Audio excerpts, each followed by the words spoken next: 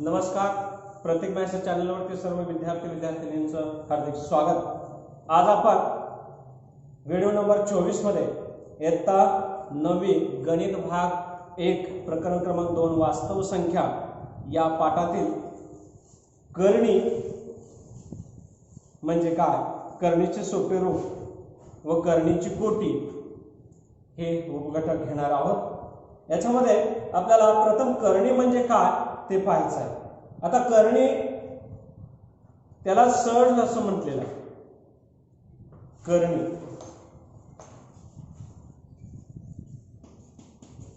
करणी म्हणजे काय, कशी होते, जर n ही एक पेक्षा मोठी पूर्णांक संख्या असेल, जर n ही एक पेक्षा मोठी पूर्णांक संख्या असेल, एक पेक्षा कशी असली पाहिजे, मोठी पूर्णांक संख्या असली पाहिजे, आणि ए या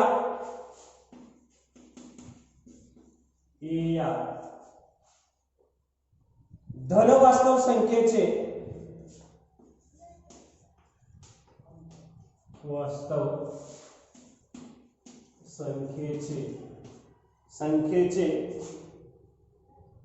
nवे मूळ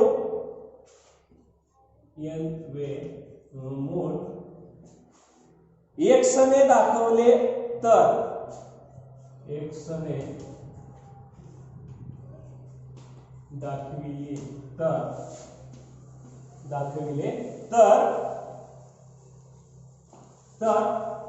x चा n घात बरोबर 1 किंवा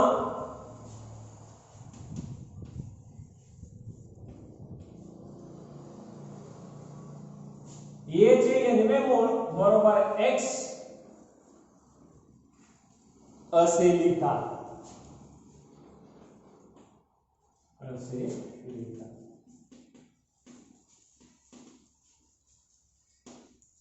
म्हणजे एक पेक्षा मोठी पूर्णांक संख्या असेल n, आणि जर a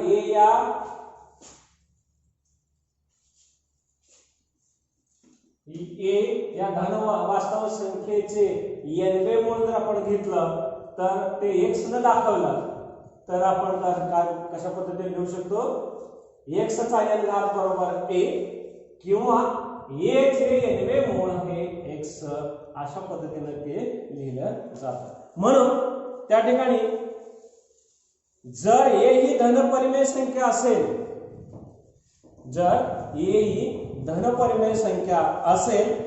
आणि a चे nवे मूळ x ही अपरिमेय संख्या असेल तर x ही करणी आहे असे म्हणतात.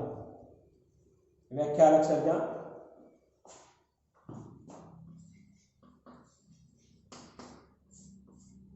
व्याख्या आपण लक्षात घ्या.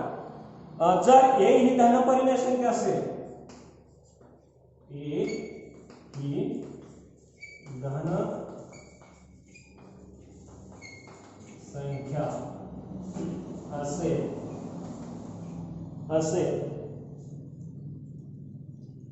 आणि a चे nवे मूळ x असेल,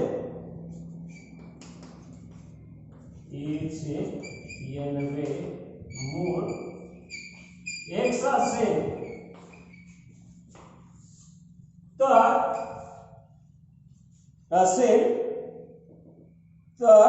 x ही करणी आहे. तर x ही करणी आहे. x असेल तर त्या ठिकाणी x ही काय आहे, करणी आहे. त्याच्यामध्ये x ही काय असली पाहिजे, x अपरिमेय संख्या. x काय असली पाहिजे, अपरिमेय संख्या असली पाहिजे. तर त्या ठिकाणी आपण त्याला करणी म्हणू. मग a चे nवे मूळ ही करणी आहे, व हे करणीचे चिन्ह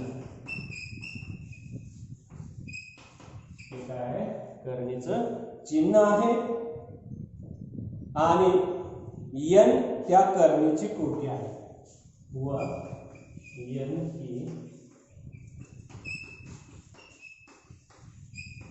कोटी आहे n ही काय आहे करणीची कोटी आहे आणि a ही कर्निष्ठ संख्या a ही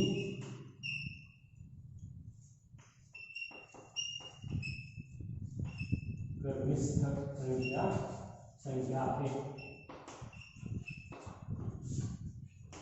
ही कर्निष्ठ संख्या आहे याच्यामध्ये बघा n ही करणीची काय आहे कोटी आहे हे चिन्ह आहे करणीचं a ही कर्निष्ठ संख्या आहे याला काय म्हटलेलं आहे करणी असे म्हणतात आता या ठिकाणी आपण करणीची कोटी पहिला प्रश्न घेणार आहे आपण की करणीची व्याख्या आहे आणि त्याच्यामध्ये a चे एनवे मूळ बरोबर x यामध्ये त्याला करणी असं म्हटलेलं आहे a ही कर्निष्ठ संख्या आहे n हे करणीची कोटी आहे आणि हे जे सिंबॉल आहे चिन्ह आहे ते करणीचं चिन्ह आहे त्यालाच आपण वर्गमूळ चिन्ह असंही म्हणतो आणि म्हणून ही व्याख्या जर आपल्या लक्षात राहिली तर आपल्याला पुढचे याच्यावरचे प्रश्न आहेत ते सहज सोडवता येतील त्यामध्ये आपण पहिला प्रश्न घेणार आहे करणीची कोटी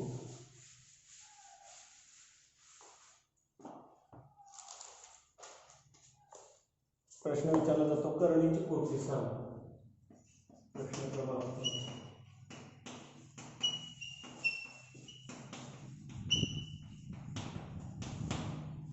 उदाहरण त्याच्यामध्ये घेऊया आपण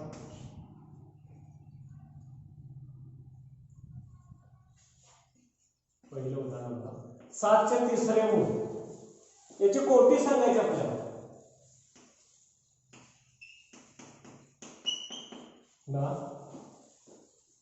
व्याख्या जर आपल्या लक्षात असेल तर आपल्याला कोटी सांगणं फारसं काय अवघड वाटणार नाही याच्यामध्ये बघा हे चिन्ह आहे करणीचं त्याच्यामध्ये असणारी संख्या ही कर्निष्ठ संख्या ज्याच्यावरती करणी झालेली आहे ती संख्या त्याला कर्निष्ठ संख्या असे म्हणतो आणि जी संख्या या ठिकाणी मूळ म्हणून दर्शवलेली आहे त्याला काय म्हटलं जातं ही n संख्या ही a ही n म्हणून आपण इथं म्हणू a बरोबर 7 संख्या आहे आणि n बरोबर किती येतं 3 म्हणून करणीची कोटी काय होणार आहे तर 3 होणार आहे n ची किंमत म्हणजेच करणीची काय आहे कोटी आहे या पद्धतीने आपल्याला ते सांगता येईल दुसरं उदाहरण घेऊया 5 करणीचे नार 12 आता यामध्ये करणीची कोटी सांगायची आपल्याला कोटी बरोबर आता यावर तुम्हाला a ची किंमत सांगा a बरोबर 12 आणि n बरोबर n ची किंमत बघा हे याचा हे गुणिले आहे याला इथे संख्या बघायची आहे आपल्याला मुळाच्या ठिकाणी हे मूळ इथं असलं पाहिजे याच्यामध्ये इथं मुळाची संख्या आहे n ची किंमत दिसते का नाही इथं संख्याच नाही ज्या वेळेला अशा पद्धतीची करणी दिली जाते आणि n ची किंमत आपल्याला दिसत नाही त्यावेळेला ती किती घ्यायची आहे आपल्याला 2 घ्यायची आहे आणि म्हणून या करणीची कोटी किती होणार आहे 2 होणार आहे अशा पद्धतीने आपल्याला त्या ठिकाणी करणीची कोटी सांगता आली पाहिजे त्यानंतर आपण पुढचा प्रश्न घेणार आहे करणी ओळखणे प्रश्न क्रमांक 2 करणी ओळखणे म्हणजे करणी दिलेली आहे किंवा नाही हे आपल्याला ओळखायचं आहे प्रश्न क्रमांक 2 करणी ओळखणे उदाहरण त्याच्यामध्ये आपण एक घेतोय बघा 8 चे चौथे गुण आता ही करणी दिलेली आहे हे ओळखायची आपल्याला ही करणी आहे का आता करणीच्या व्याख्येनुसार आपल्याला बघावं लागेल ती करणी राहिली पाहिजे करणी त्या ठिकाणी आता कर्निष्ठ संख्या बघा a बरोबर 8 आणि कोटी किती आहे 4 आता करणी कधी होते अपरिमेय संख्या असली पाहिजे येणारं उत्तर काय आलं पाहिजे बरोबर x हे अपरिमेय संख्या आली पाहिजे तरच त्या ठिकाणी त्याला काय म्हणता येईल आपल्याला करणीची कोटी म्हणजे करणी आहे असं म्हणता येईल परंतु आता इथं बघा 8 ही संख्या कोणत्याही संख्येचे बघा म्हणजे कर्निष्ठ संख्या हे बघा, म्हणून 8 ही संख्या कोणत्याही संख्येचे चौथे मूळ नाही. चौथे मूळ नाही म्हणजे 8 ही जी संख्या येते कर्निष्ठ संख्या, ही कोणतीही संख्या जर आपण 4 वेळेला घेतल्या तर त्याचा हा गुणाकार असला पाहिजे. म्हणजे 1 जर आपण 4 वेळेला घेतलं तर 8 आला पाहिजे. 2 जर समजा आपण 4 वेळेला घेतलं तर 8 आला पाहिजे. किंवा 3 ही संख्या जर आपण 4 वेळेला घेतली म्हणजे चौथं मूळ, म्हणजे चौथी 4 संख्या सारख्या समान संख्या जर आपण घेतल्या आणि त्यांचा गुणाकार जर 8 येत असेल तर मूळ होणार, ती करणी होणार नाही. पण इथं 8 संख्या कोणत्याही संख्येचा चौथी मूळ नाही, म्हणून 8 चे चौथे मूळ ही काय आहे? करणी आहे. करणी आहे या पद्धतीने आपल्याला म्हणता येईल. आपण त्यावरती दुसरं उदाहरण घेऊ. बघा, 16 चे चौथे मूळ. आता a ची किंमत किती आहे बघा, a बरोबर 16 आणि n बरोबर 4. आता या ठिकाणी 16 हे बघा, म्हणून 16 ही संख्या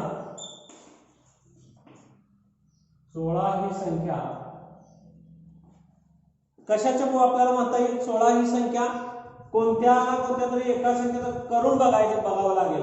म्हणजे बघा, 16 ही संख्या 2 या संख्येचे चौथे मूळ आहे. आता हे 2 कसं आपण हे केलं तर करून बघा की एक जर संख्या आपण 4 वेळेला घेतली तर 1 गुणिले 1 गुणिले 1 काय होणार आहे? 1च येणार आहे. आता त्याच्या पुढची संख्या घेऊन बघायची 2, म्हणजे बघा 16 बरोबर 2 गुणिले 2 गुणिले 2 गुणिले 2 जर येत असेल 16 बरोबर 2 गुणिले 4 4 गुणिले 8 8 गुणिले 16 या पद्धतीनं संख्या येते. म्हणजे 2 चं हे काय आहे? चौथं मूळ आहे. आणि म्हणून 16 चे चौथे मूळ ही काय आहे? करणी.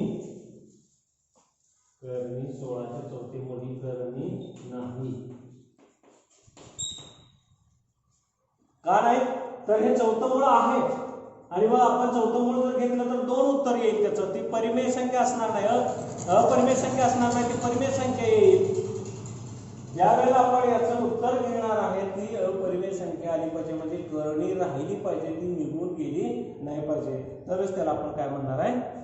करणी म्हणणार आहे. अशा पद्धतीने आपल्याला करणी ओळखता येईल. इथं आपण 2चं कोणत्याही 8ची संख्या कोणत्याही संख्येचं ते काय आहे? चौथं मूळ असणार नाही. करून बघा आणि त्यानंतर ते ठरवावं लागेल. त्यानंतर आपण पुढचा तिसरा प्रश्न घेणार आहे, करणीचे सोपे रूप. करणीला सोपे रूप देणे.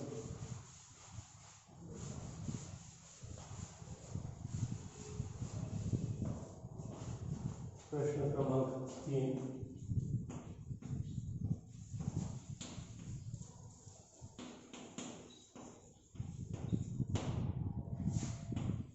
एक पहिलं उदाहरण घेऊन आपण करणीला सोपे रूप असाही प्रश्न परीक्षेला विचारला जातो. उदाहरण बघा, करणीचे नाव 48. आता सोपे रूप द्या. सोपे रूप देणे म्हणजे काय? तर त्या ठिकाणी करणी, त्या ठिकाणी आपल्याला ही सोपे रूप म्हणजे त्यामध्ये आपल्याला एक कर्निष्ठ संख्या अपरिमेय आणि एक परिमेय संख्या अशा पद्धतीने त्यांचा गुणाकार आला पाहिजे. मग हे सोडवत असताना आपल्याला काय करायचं आहे? तर याचे अवयव पाडायचे. ते अवयव असे पाडायचे आहे की एक अवयव वर्गसंख्या आला पाहिजे आणि दुसरा अवयव वर्गसंख्या नसला पाहिजे. मग आता 48 कोणत्या पाड्यात आहे? 6 8 48 6 गुणिले 8 बरोबर. पुन्हा अवयव पाडायचे 6 3 गुणिले 2 गुणिले 8 2 गुणिले 4 या पद्धतीने. त्यानंतर पुन्हा अवयव पाडायचे. मूळ अवयव सगळे पाडून घ्यायचे.